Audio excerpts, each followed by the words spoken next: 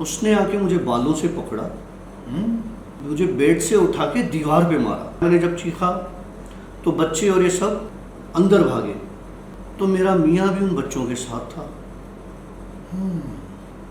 اور وہ جو مجھے مار رہا تھا وہ غائب ہو گیا. استغفر اللہ ان اللہ غفور الرحیم.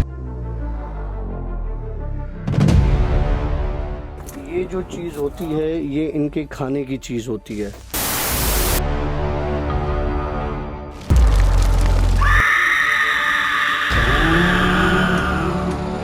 کیا دکھ ہے سمندر کو بتا بھی نہیں سکتا, آنسو کی طرح آنکھ تک آ بھی نہیں سکتا. تو چھوڑ رہا ہے مجھ کو, خطا اس میں تیری کیا, ہر شخص میرا ساتھ نبھا بھی نہیں سکتا. ایسے تو ایک آنسو ہی بہا کر مجھے لے جائے, ویسے کوئی طوفان ہلا بھی نہیں سکتا.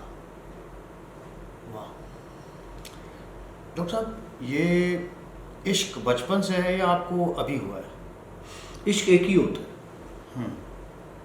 اگر وہ بچپن سے ہی آپ کے ساتھ لگ جائے تو وہ ایک ہی ذات سے لگ سکتا ہے, وہ ہے اللہ کی ذات. باقی چھوٹی موٹی ٹچی محبتیں چلتی رہتی.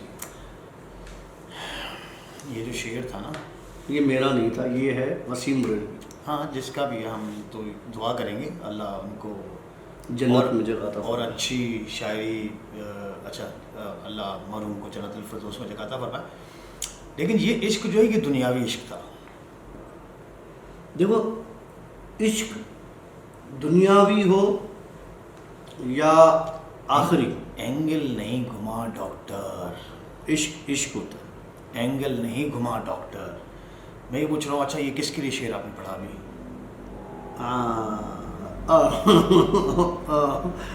جس کے لیے پڑھا اس تک پہنچ گیا ہوگا. بھائی میں نے جرنل پڑھا ہے, میں نے جرنل پڑھا ہے. اچھا, میں نے کسی کے لیے بھی پڑھا. اوکے. آلرائٹ فرینڈز, السلام علیکم, ویلکم ٹو یٹ انادر دا بھوت شو, اور دا بھوت شو کی ایک اور سنسنی خیز اسٹوری کے ساتھ ہمارے ساتھ ڈاکٹر کاشف موجود ہیں. ڈاکٹر صاحب السلام علیکم. کیسے بتا رہا ہوں؟ طبیعت ٹھیک ہے.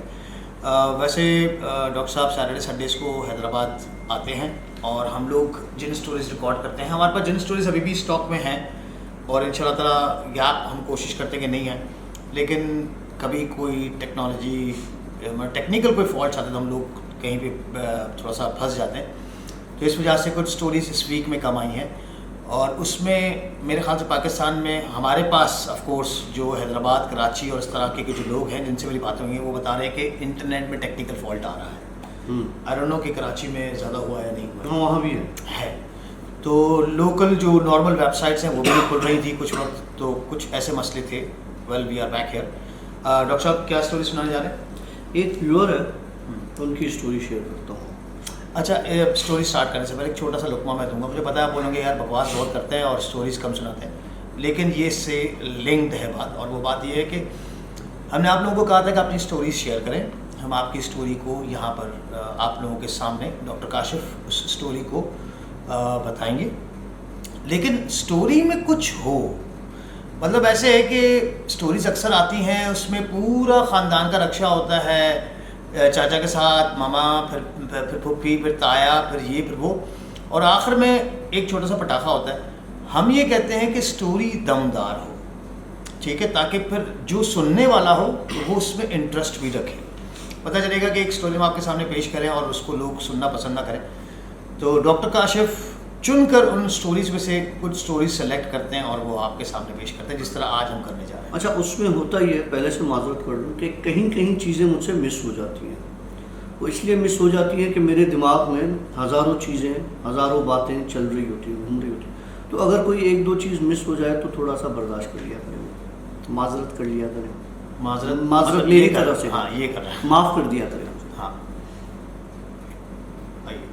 تو وہ ہمارے ویور جو ہیں وہ پاکستان سے ہی ہیں, کراچی سے ہیں, اور انہوں نے بتایا کہ کاشف بھائی ہمارے ساتھ کچھ عرصے سے, جیسے کوئی 2-3 سال سے, ہم نے اپنے گھر موو کیے 2 سال پہلے.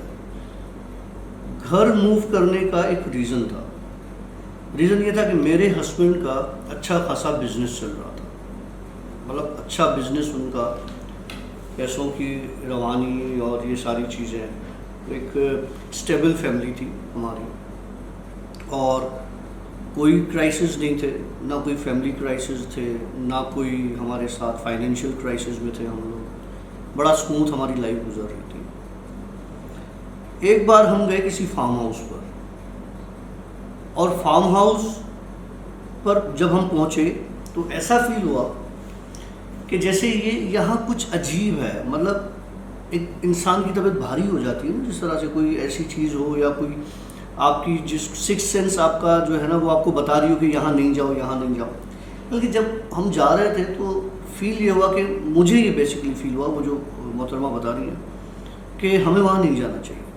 میں نے ہسبینڈ سے کہا بھی کہ یار پروگرام پوسٹ پون کر دیتے ہیں، کہیں اور چلتے ہیں، کہیں کراچی میں ہوٹلنگ کر لیتے ہیں، یہ فارم ہاؤس والا چکر نا مجھے سمجھ میں نہیں آ رہا۔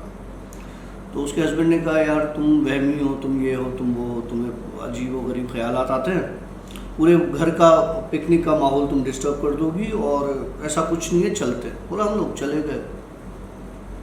اب ہم نے وہاں پہ پروگرام یہ بنایا تھا کہ ہم رات کو اسٹے کریں گے فارم ہاؤس پر، اور دوسرے دن صبح آئیں گے، کیونکہ ویکینڈ تھا۔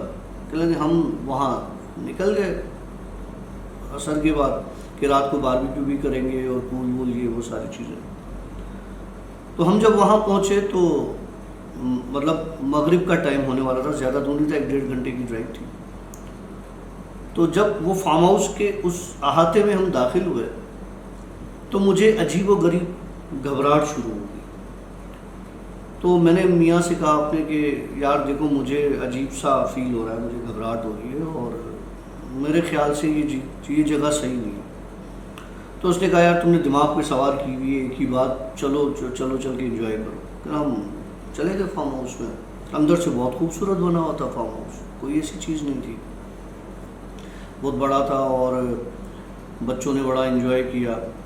مطلب لیکن میں جس جگہ بیٹھی اس جگہ ہی بیٹھی رہی، میں وہاں سے کھانا بھی میں نے اپنا وہاں پہ کھایا، اور رات کو صرف میں یہ بچے سب بیٹھے ہوئے تھے گپ شپ کر رہے تھے، تو میں وہاں سے اٹھ کے صرف روم میں سونے گئی تھی۔ ایسی کیا چیز تھی جو مجھے وہاں سے موو نہیں کرنے دے رہی تھی؟ مطلب میں اگر اٹھنا بھی چاہ رہی تھی اور اس مومنٹ کو میں انجوائے کرنا چاہ رہی تھی تو میں نہیں کر پا رہی تھی۔ مطلب ایک ڈر ہوگا، ایک ڈر، ہاں۔ بہرحال بولا یہ، آخر میں اٹھ کے میں روم میں چلی گئی، اسی فارم ہاؤس کہ میں سونے جا رہی ہوں اور جلدی صبح ہو جائے تو ہم یہاں سے نکلیں اور جان چھوٹے ہماری۔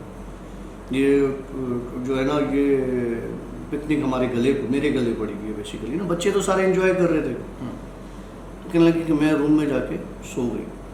آدھا گھنٹہ ہوا ہوگا کہ میرا ہسبینڈ آیا، مجھ سے کہنے لگا کہ تم یہاں کیوں سو رہی ہو، تم باہر چلو، چل کے انجوائے کرو نا۔ تو کہنے لگی، میں نے اسے منع کر دیا، نہیں میں نہیں آ رہی، اور تم لوگ جاؤ اور جا کے تم لوگ جو کرنا ہے کرو، مجھے ڈسٹرب نہیں کرو، میں سو رہی ہوں۔ بولا وہ چلا گیا۔ بولا 10 منٹ کے بعد دوبارہ آ گیا، میرے پاؤں سے اس نے جھنجھوڑا مجھے کہ اٹھو اور باہر چلو۔ بولا اس بار وہ تھوڑا ہارش ہوا میرے ساتھ، مطلب تھوڑا سختی والے لہجے میں اس نے بات کی کہ کیا طریقہ ہے باہر چلو۔ تو میں نے اس سے تلخ کلامی کی، تمہارا دماغ خراب ہے، تمہیں پتہ ہے میں نہیں آنا چاہ رہی تھی، یہ وہ اس طرح کی ساری باتیں نا، تم جاؤ یہاں سے نکلو۔ بولا وہ چلا گیا۔ مطلب وہ تیسری بار پھر آیا 10-15 منٹ کے بعد، اس نے آ کے مجھے بالوں سے پکڑا اور مجھے بیڈ سے اٹھا کے دیوار پہ مارا۔ میں نے چیخنا شروع کیا، میری آواز نہ نکلے کیونکہ میں ڈر گئی کہ مجھے کیوں مار رہا ہے، یہ تو گھومنے آئے ہیں ادھر اور اتنی بڑی بات بھی نہیں ہے، میرا دل نہیں کر رہا، میں نہیں جا رہی باہر۔ بولا اس نے مجھے دیوار میں مارا، میری کونی پہ چوٹ لگی، میں واپس بیڈ پر گری، پھر اس نے مجھے اٹھایا۔ میں نے جب چیخا تو بچے اور یہ سب اندر بھاگے تو میرا میاں بھی ان بچوں کے ساتھ تھا، اور وہ جو مجھے مار رہا تھا وہ غائب ہو گیا۔ اب میں نے اپنی میاں کی شکل دیکھی اور دیوار کی طرف دیکھا تو وہاں تو کوئی نہیں تھا۔ پھر میں نے چیخنا شروع کیا اور عجیب ایک مجھے سکتے کی حالت آ گئی، میں میاں کو بتا بھی نہ سکوں کیا ہوا ہے، بچے بھی ڈر جاتے کہ، لیکن میں نے میاں کو بولا تم ادھر میرے ساتھ بیٹھو اور بچوں کو بھی بٹھاؤ۔ बोला वो सब बैठ गए। बोला हुआ क्या बताओ? बोला मेरी कोहनी में चोट लगी है। उससे बोला कैसे लगी है? कोहनी में चोट लगी हुई है, तुम्हारे सर पे चोट लगी हुई है। बोले मैं स्लिप हो गई, वॉशरूम जा रही थी, स्लिप हो गई। अच्छा जी।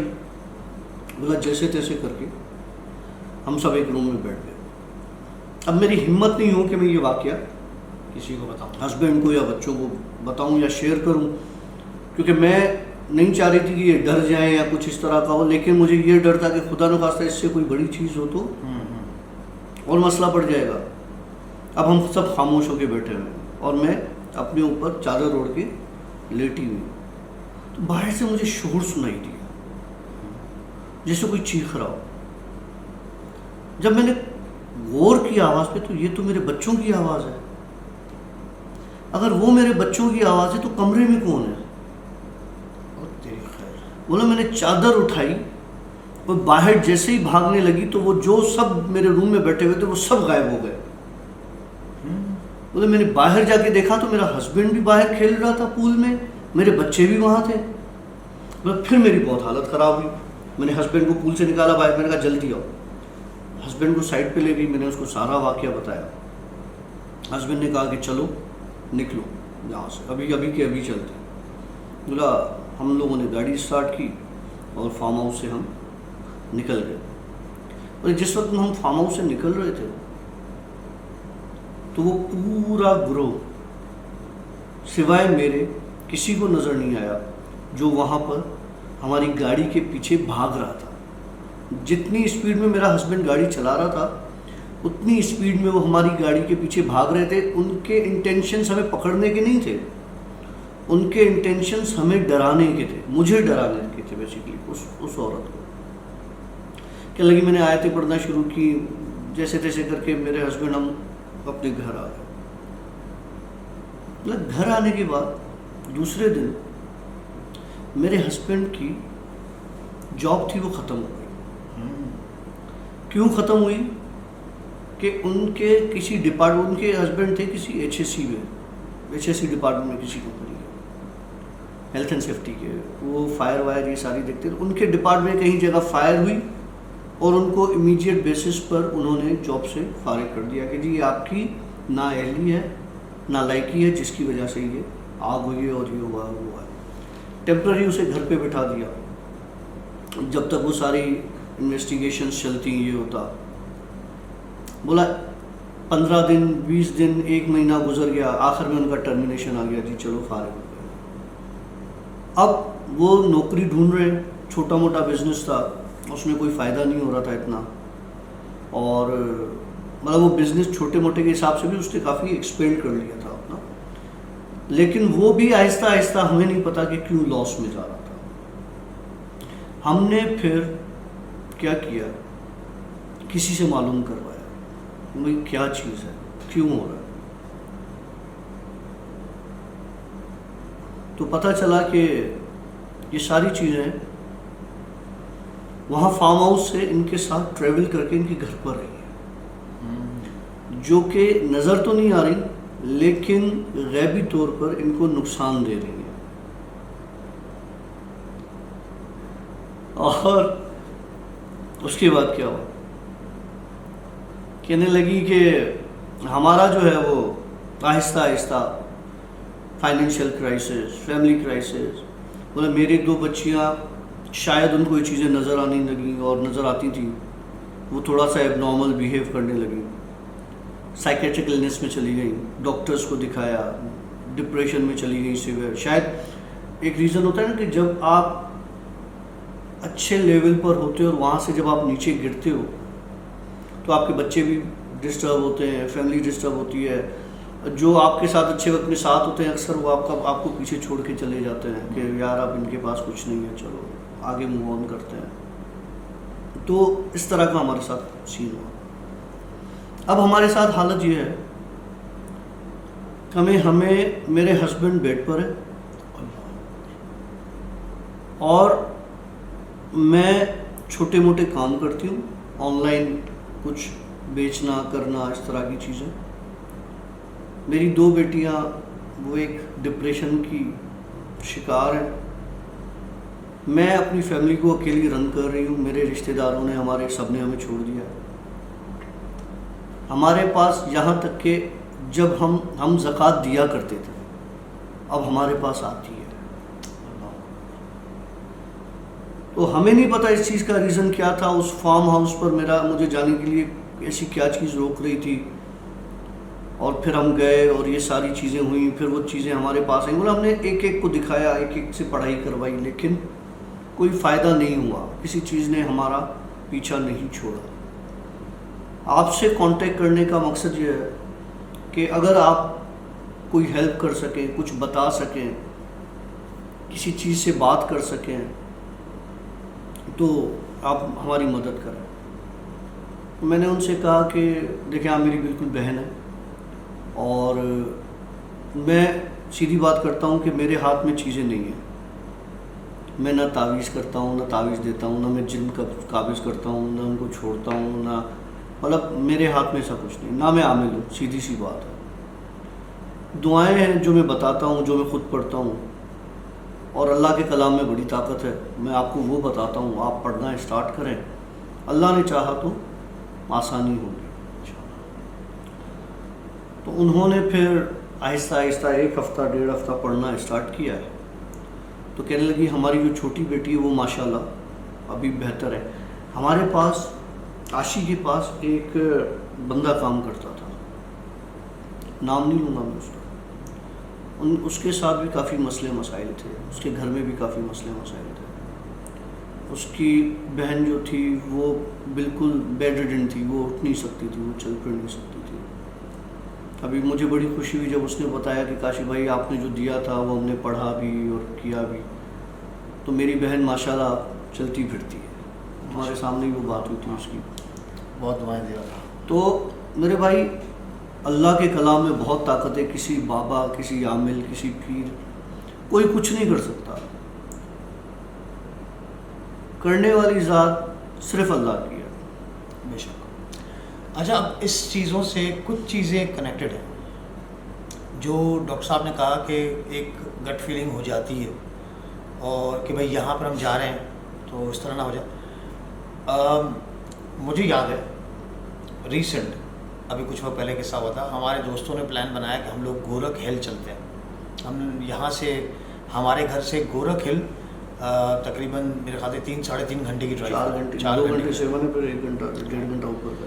تو ہم لوگ جب گورکھ ہل کا پلان کر رہے تھے سب نے بولا کہ چلیں گے گورکھ ہل، اور ایک گاڑی اٹھائیں گے اور ایک دوسری گاڑی دوست کی ایک وہ اٹھائیں گے. ایک گاڑی جو اٹھا رہے تھے وہ میری گاڑی اٹھا رہے تھے جو ویگو ہے، آپ لوگوں نے دیکھی ہے اکثر میرے بلاگز میں. تو جب یہ پلان بن رہا تھا تو میں نے ان کو یہ بولا کہ نہیں، میری گاڑی میں چلتے ہیں. مطلب ایک دم سے ایک گٹ فیل میرے دماغ میں، ایک دم سے وہ بات کر رہے ہیں، ایک پلان چل رہا تھا میرے دماغ میں، ایک دم سے باتیں چل رہی تھی کہ بھائی ہم جائیں گے اور کچھ ایسا نہ ہو جائے، کچھ ویسا نہ ہو جائے. لیکن میرے دماغ میں ایک سٹوری ایک دم سے آئی. مطلب ایک چیز میرے دماغ میں چل رہی تھی کہ یہ ہوگا یہ ہوگا یہ ہوگا یہ ہوگا. بلیو می، دوستوں نے بولا کچھ نہیں ہوگا، ہم لوگ بیٹھے ہوئے ہیں، یہ ہوگا فلاں ہوگا، نہیں بس تو گاڑی اٹھا، یہ ہے وہ ہے فلاں. میں نے کہا دیکھو میں کوئی بڑی چیز نہیں ہوں، لیکن مجھے اپنے پیرنٹس سے یہ ایک چیز ملی ہوئی ہے، گٹ فیلنگ. مطلب مجھے ایڈوانس میں پتہ چل جاتا ہے کہ کیا ہونے جا رہا ہے، کبھی کبھار، ناٹ ہمیشہ. تو یقین مانیں جب ہم یہاں سے جا رہے تھے تو میں بڑا ڈرا سا تھا. اور جب ہم نے سارا گھوما پھرا، انجوائے کیا، رات اسٹے کیا، صبح کو وہاں سے جب واپس آئے، ایز اٹ از وہی سین جو میرے دماغ میں نے اس وقت پلاننگ کے ٹائم میرے دماغ میں سٹوری آئی تھی. گاڑی چل رہی ہے، یہ نہیں دیکھا تھا کہ ہم لوگ جا کے پہاڑ میں گاڑی ماریں گے، گاڑی کے بریک فیلز ہو جائیں گے یا ایسی کوئی چیز ہوگی. لیکن میری گاڑی پہاڑ سے مطلب ایک طرف بہت ہزاروں فٹ نیچے کھائی ہے. وہ ولاگ میں بھی ہے، آپ لوگ دیکھ سکتے ہیں، ہمارے گورکھ ہل کا جو ولاگ ہے. ہزاروں فٹ نیچے کھائی ہے، اور بھائی وہ گاڑی ڈرائیو کر رہا تھا، اور گرمی تھی تو وہ ڈسک جو اس کے ہوتے ہیں ڈسک بریکس وہ گرم ہو گئے تھے، تو وہ بریک پہ زیادہ گاڑی چلا رہا تھا. کیونکہ ماؤنٹینس ایریا پہ بریک پہ گاڑی نہیں چلائی جاتی، اس کا گیئر لو کر دیا جاتا ہے یا 4 ویل پہ چلایا جائے تاکہ گاڑی سکون کے ساتھ نیچے اتر جائے. تو ڈسک بریکس جو تھے وہ گرم ہو گئے تھے، اور بھائی نے کھائی میں بولا کہ کھائی میں گرے اس سے بہتر ہے کہ میں کسی پہاڑ کے کونے میں مار دوں, کسی پتھر میں مار دوں. تو اس نے کیا کیا, بالکل ایک پہاڑ کے ساتھ ایک چھوٹا سا ایک ٹیلا پتھر ٹائپ کا بنا ہوا تھا, اس میں جا کے اس نے گاڑی ماری, جس میں وہاں جا کے ٹائر لگا, ٹائر برسٹ ہوا, اور ٹائر کا جو اسپلنڈر جو میکینک بتا رہا تھا, اسپلنڈر جو ہے وہ ٹیڑھا ہو گیا اس کا نا.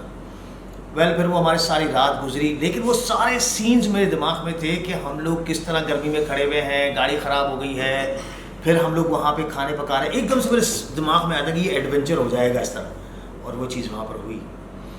تو کبھی بھی اگر آپ کے دماغ میں ایسی کوئی چیز آتی ہے تو اس چیز کو آپ خاص لیا کریں. جیسے ایک فلم آئی تھی, کیا نام تھا اس مووی کا یار, شاید آپ لوگ بڑا اچھا تھا. ہاں مجھے آپ لوگ مجھے بتا دیں گے کمنٹ میں, سب نے دیکھی ہوئی, جس میں فیوچر اس کے سامنے آتا ہے, 2 منٹ کے لیے آنکھ پہلے پارٹ میں جو تھا وہ پلین کریش ہوتا ہے, وہ سب اس نے ویژولائز کیا ہے سوتے سوتے, اور اس کے بعد وہی انہوں نے جھگڑا کیا کہ ہمیں جہاز سے اترنا ہے, وہ جہاز سے اترے اور وہ اسی طریقے سے پلین کریش ہوا. لیکن اس کے بعد وہ جو 11 کے 11 لوگ تھے یا 10 لوگ تھے آپس میں جو دوست تھے, ان کی وقتاً فوقتاً موت کس طرح ان کا فالو کر رہی تھی ان کو مارنے کے لیے.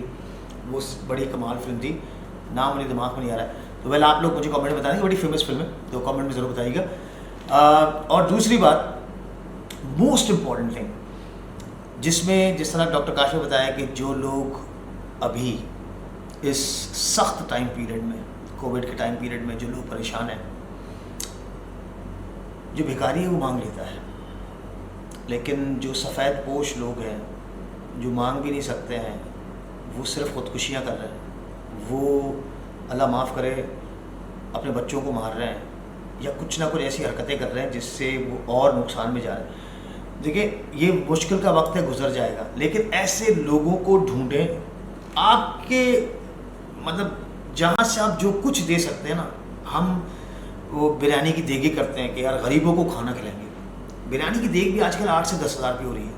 کسی کو راشن کروا دیں, کسی کی ہیلپ کر دیں. بہت پریشانیاں چل رہی ہیں آج کل, ایسے لوگوں کو ڈھونڈیں اور ان کی مدد کریں. بھلا ہوپ کہ آپ لوگوں نے ہمارا آج کا سیشن انجوائے کیا ہوگا. اچھا لگا تو تھمز اپ کیجیے گا, اچھا نہیں لگا تو ڈس لائک ضرور کیجیے گا. اور انشاءاللہ کل ملیں گے ایک نئے ولاگ کے ساتھ, ایک نئے پوڈ کاسٹ کے ساتھ. ہماری طرف سے اللہ حافظ. استغفر اللہ ان اللہ غفور الرحیم. یہ جو چیز ہوتی ہے یہ ان کے کھانے کی چیز ہوتی ہے.